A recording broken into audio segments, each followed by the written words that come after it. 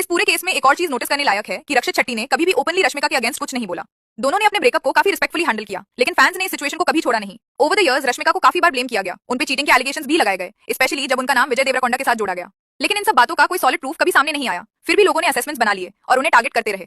जब ये call recording viral हुई तब रश्मिका ने भी अपनी तरफ से रिएक्ट किया। उन्होंने क्लियरली कहा कि ये पुरानी प्राइवेट कॉन्वर्सेशन है जिसे बिना उनकी परमिशन के रिकॉर्ड और सर्कुलेट किया गया है और इससे कॉन्टेक्स्ट से बाहर दिखाकर एक अननेसेसरी कंट्रोवर्सी क्रिएट की जा रही है। उन्होंने ये भी मेंशन किया कि काफी सालों से उन्हें ड्रैग किया जा रहा है, लेकिन इस बार उनकी फैमिली को भी इसमें इंक्लूड किया जा रहा है, जो बिल्कुल गलत है। साथ ही उन्होंने ये वार्निंग भी दी कि जो लोग इस तरह के कंटेंट को स्प्रेड कर रहे हैं उनके अगेंस्ट एक्शन लिया जा सकता है। आखिर में बात सिर्फ इतनी सी है कि हम किसी भी सिचुएशन को बिना पूरी सच्चाई जाने जज नहीं कर सकते। हर रिलेशनशिप के पीछे एक स्टोरी होती है और हर डिसीजन के पीछे एक रीजन होता है। शायद रश्मिका ने जो डिसीजन लिया वो उनके लिए उस वक्त सबसे सही था, चाहे दुनिया उसे समझे या नहीं। कभी कभी अपनी पीस और रिस्पेक्ट के लिए लिया गया डिसीजन सबसे बड़ा और सही डिसीजन होता है, और शायद इस स्टोरी से यही समझने को मिलता है कि हर इंसान को अपनी करियर चूज करना चाहिए अर्ली 20s में। रश्मिका 19 इयर्स में मिली थी रक्षित को और अपनी एक्स मदर इन लॉ की बात सुनकर करियर छोड़ देती तो आज रश्मिका पैन इंडिया स्टार नहीं होती। आज के लिए इतना ही, मिलते हैं अगले वीडियो में।